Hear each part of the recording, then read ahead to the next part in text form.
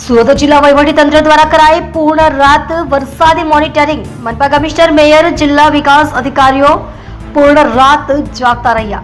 આઈસીસીસી ખાતે mayor Shri Mayaben Mavani, collector Shri Tejas Parmar, municipal commissioner Shri M Nagarajan, જિલ્લા વિકાસ અધિકારી શ્રી દેવેન્દ્ર પ્રકાશ મીણા, ડેપ્યુટી કમિશનર શ્રી નિધિ સિવાચ સહિત પદાધિકારીઓ, સ્થાનિક તંત્રના ઉચ્ચ અધિકારીઓ વર્તમાન વરસાદી સ્થિતિનું સઘન મોનિટરિંગ કરી રહ્યા છે.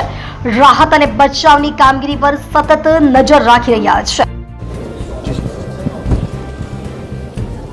આજે 23/7/24 લગભગ 11 વાગે સુરતની શહેરની જે પરિસ્થિતિ છે એ કાબૂમાં છે. એની અંદર સીમાડા ખાડી અને બેદવાડ ખાડીના જે પાણીનું લેવલ છે એ ડેન્જર લેવલથી ઉપર ચાલી રહ્યું છે. 34 જેટલા જગ્યાઓમાં લો લાઇન વિસ્તારમાં પાણીનું ભરાવ થયેલું છે, જેનું નિકાલનું કામગીરી યુદ્ધના ધોરણે ચાલી રહેલ છે.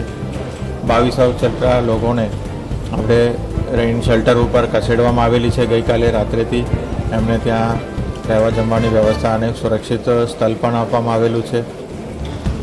અત્યારે હાઈ ટાઈડનું પરિસ્થિતિ ચાલી રહ્યું છે, એટલે લોકોને ખાસ વિનંતી કરવામાં આવે છે કે ઘરથી બહાર નીકળવાનું આજે ટાલે. જીએડીસી, ઉદ્યોગ એસોસિએશન અને જે માર્કેટ એસોસિએશન છે તમામે આજે રજા જાહેર કરી છે. એ સાથે સાથે લગભગ 26 જેટલા જે બસ રૂટ છે, સિટી લિંક બીઆરટીએસ છે, એ પણ બંધ કરવામાં આવેલી છે. પોલીસ ખાતાના સાથે રહીને અલગ અલગ જગ્યાઓમાં બેરિકેડિંગ પણ કરીને ટ્રાફિકને પણ નિયમન કરવામાં આવ્યું છે અથવા બંધ પણ કરવામાં આવેલું છે. આ હાલતમાં તમામ નાગરિકો આજે જેટલું થાય એટલું ઘરથી બહાર નીકળવાનું ટાળે અને ઘરે સુરક્ષિત રહે. હાઈ ટાઈડનું જે સંજોગ છે એના લીધે પાણીનો નિકાલમાં વિલંબ થવાની શક્યતાઓ છે. તો આજે બપોર સુધી પણ આ જે આગાહી છે એ ચાલુ રહેશે અને 3 કલાક સુધી પણ વધારાનું એક એલર્ટ પણ આપવામાં આવેલી છે હવામાન વિભાગ દ્વારા. તો તમામ નાગરિકોને સુરક્ષિત જગ્યા આજનો દિવસ પસાર કરવા માટે ખાસ વિનંતી કરું છું.